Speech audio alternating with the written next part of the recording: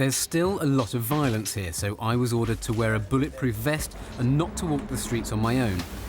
I joined a UN patrol heading for Cité Soleil, the largest and most dangerous slum in the city, where 250,000 people live. It's the UN armoured personnel carrier, and military go around in these into the worst areas of Cité Soleil.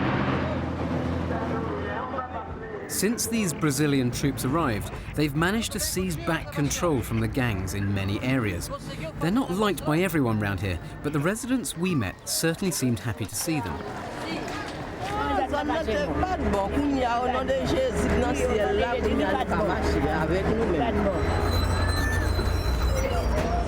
There's rubbish piled up on the streets. It absolutely stinks around here.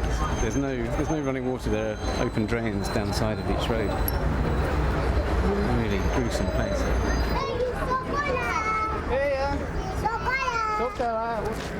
I wanted to find out about Haitian street food, and I was surprised to find that this crowd of people was queuing up to buy cakes made of mud.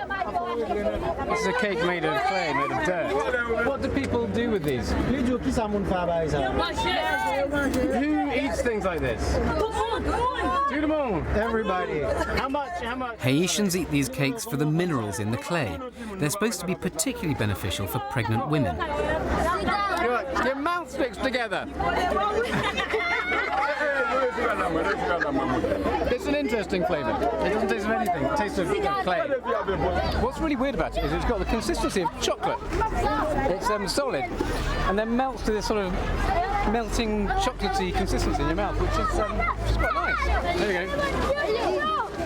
Hunger's an enormous problem in Haiti, with nearly half the population undernourished, so food's a powerful tool. The UN troops hand out food aid as part of a hearts and minds strategy to win over the locals. When we arrived at the food distribution point, a huge queue was waiting.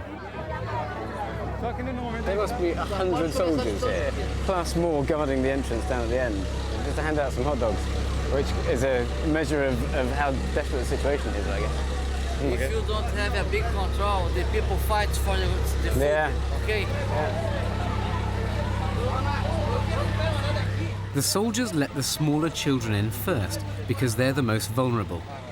Each child received one bread roll filled with meat sauce and a cup of orange squash.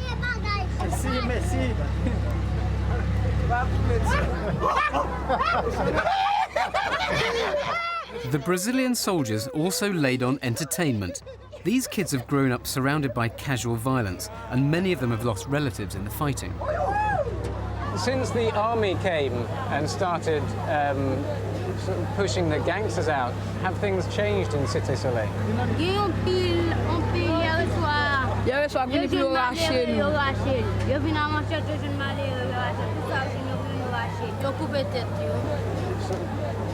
Do you think most of the kids in Cité Soleil are hungry?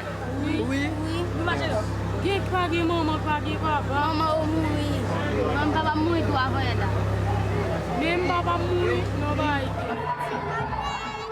As well as handing out food, the soldiers threw a party to get the locals on side. The UN forces have improved the security situation in Haiti, but the country's problems run so deep that it's an uneasy kind of peace.